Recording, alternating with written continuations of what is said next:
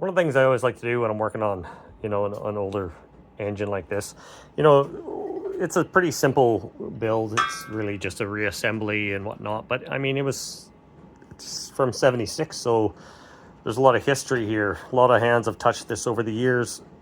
What I always like to do before I'm putting stuff back together, I'll ohm check stuff. But even before that, if I see, kind of clean tape and whatnot, I'll start looking. And as you can see, there's some crimp connectors underneath here.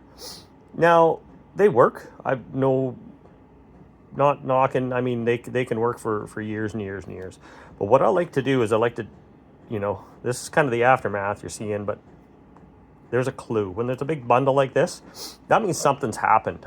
And, I always like to, kind of take the outer decorative cover off and, pull on a couple wires and see what happens. Make sure that they got good, whoever did it, got a good crimp on and whatnot.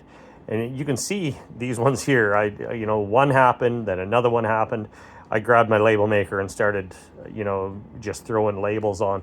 That way, realistically, a guy doesn't even need to know the harness itself and have a wiring diagram.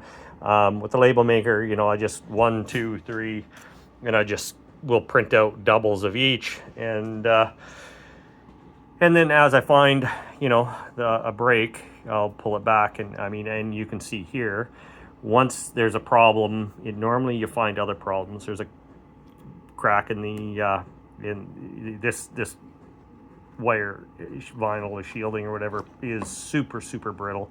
There's another crack here, and you start going in and you do another pull.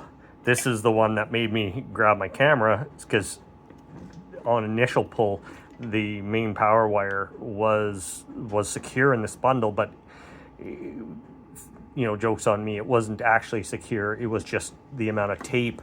So once I started untaping and you start pulling, well, all of a sudden the crimps there, you can see a crimp starting to slide there, right there. So I'm going to label all of these, take it apart. I'm going to probably pull back a harness until this has seen a bunch of heat over years. Yeah, super brittle. So what I'll end up doing is I'll pull back as far as I can until, I get some good wire. Maybe all the way back. I don't know.